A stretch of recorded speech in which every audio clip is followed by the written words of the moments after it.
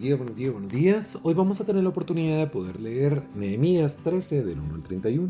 Aquel día se leyó en el libro de Moisés oyendo el pueblo y fue hallado escrito en el que los amonitas, moabitas, no debían entrar jamás en la congregación de Dios, por cuanto no salieron a recibir a los hijos de Israel con pan y con agua, sino que dieron dinero a Balaam para que los maldijera.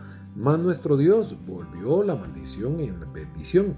Cuando oyeron pues la ley, separaron a Israel y a todos los mezclados con los extranjeros. Y ante esto el sacerdote Eliasib, siendo jefe de la cámara de la casa de nuestro Dios, había emparentado con Tobías y le había hecho una gran cámara, en la cual guardaba antes las ofrendas, incienso, los utensilios, el diezmo, el grano, el vino y del aceite, que estaban mandado a dar a los levitas y a los cantores y a los porteros de las ofrendas de los sacerdotes, mas a todo. Yo no estaba en Jerusalén, porque en el año 32 de Artajerjes, rey de Babilonia, fui al rey y al cabo de algunos días pedí permiso al rey para volver a Jerusalén, y entonces supe del mal que había hecho Eliasib. Por consideración a Tobías, haciendo para él una cámara en los atrios de la casa de Dios, y me dolió en gran manera, y arrojé todos los muebles de la casa de Tobías fuera de la cámara, y dije que limpiasen las cámaras, e hice volver allí los utensilios de la casa de Dios, las ofrendas, los inciensos. Encontré asimismo que las porciones para los levitas no les habían sido dadas, y que los levitas cantores que hacían el servicio habían huido, cada uno a su heredad. Entonces reprendí a los oficiales y les dije: ¿por qué está la casa de Dios abandonada?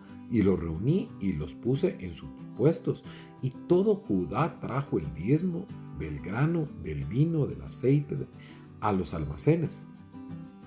Y puse por mayordomos de ellos al sacerdote Selemías y al escriba Sadoc, y de los levitas Padayas, y al servicio de ellos Hanán, hijo de Zacur, hijo de Matanías, porque eran tenidos por fieles, y ellos tenían que repartir a sus hermanos. Acuérdate de mí, oh Dios, en orden a esto, y no borres mis misericordias que hice en la casa de mi Dios y en servicio.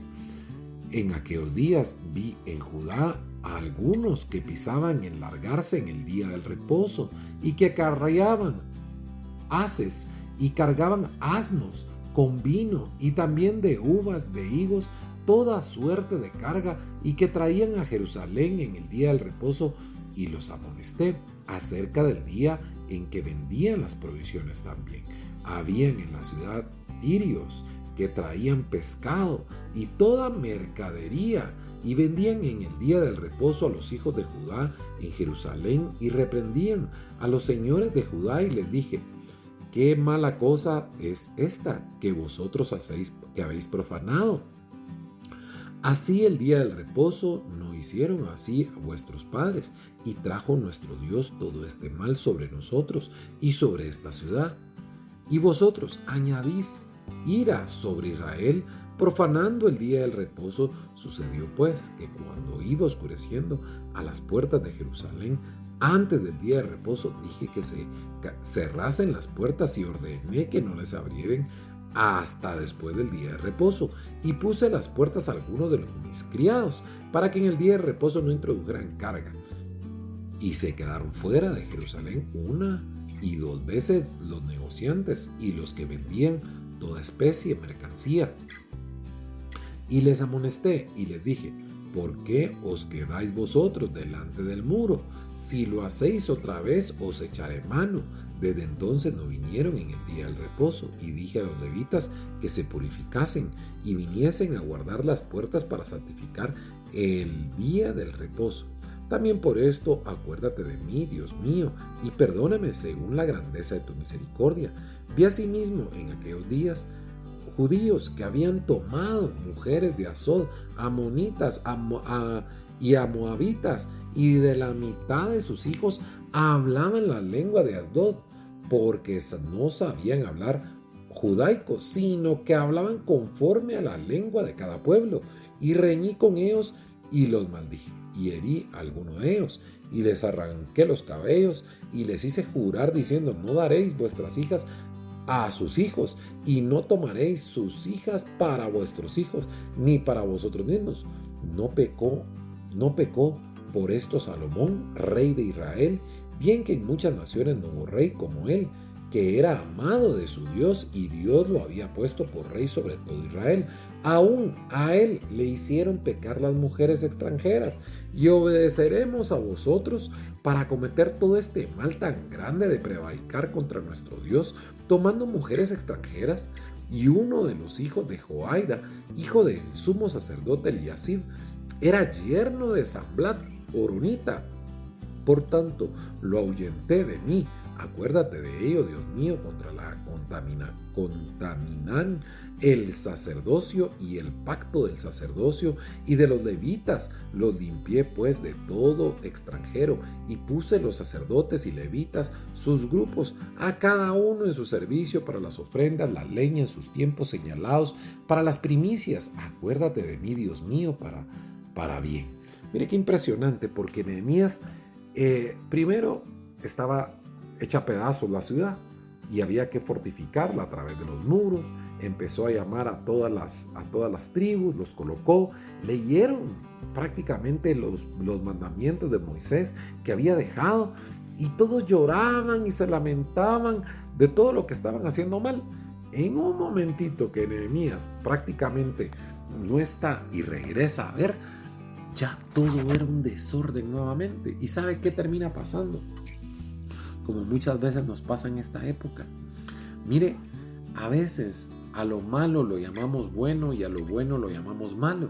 A lo malo le ponemos palabras hermosas, bonitas, que justifican lo malo que estamos haciendo. Y las personas nos terminan comprando esas ideas y aceptando a lo malo como bueno. Pero cuando viene una persona que tiene criterio, que no es de ese tipo de personas tipo plasticina, que el que lo toca lo marca, sino que entiende su propósito, sabe lo que tiene que hacer, mire, y tiene el carácter para hacer ver las cosas de la forma como se tienen que hacer, como está pasando ahorita, resulta que todos están haciendo cosas que no están bien. Hasta incluso el sacerdote que estaba ahí con los diezmos no iban cabales, las ofrendas no iban cabales para los levitas. O sea, mire, y ese es otro tema.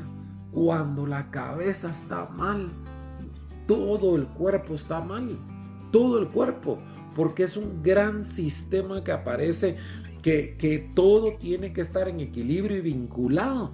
Nos pasa en estas épocas de diferente forma. Por ejemplo, muchos nos podemos quejar de nuestros hijos, lo que están haciendo, pero nosotros como cabezas muchas veces hacemos el paso del avestruz. ¿Sabe usted cuál es el paso del avestruz? Que cuando ve al tigre entierra la cabeza y piensa que cuando saque la cabeza el tigre ya no va a estar. Y así hacemos en nuestras casas cuando vemos a nuestros hijos que están haciendo cosas que no son correctas.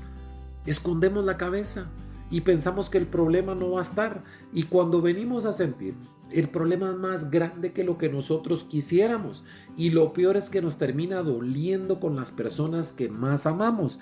Y usted puede exponenciar eso desde su casa a la colonia, a la comunidad, lo puede exponenciar al gobierno, y mire, todos estamos perdidos porque a lo bueno lo llamamos malo, a lo malo le ponemos palabras bonitas, y ahí está buena parte de nuestros problemas.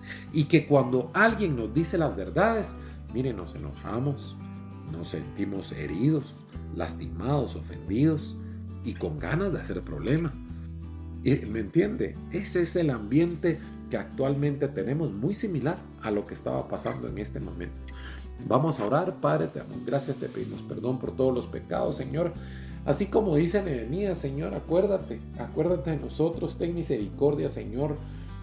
Te amamos, Señor, y a pesar de que pecamos, nos equivocamos, nos levantamos y volvemos a agarrar el camino, Siempre nos vamos a equivocar, Padre. Siempre nos vamos a equivocar porque solo en ti somos seres perfectos.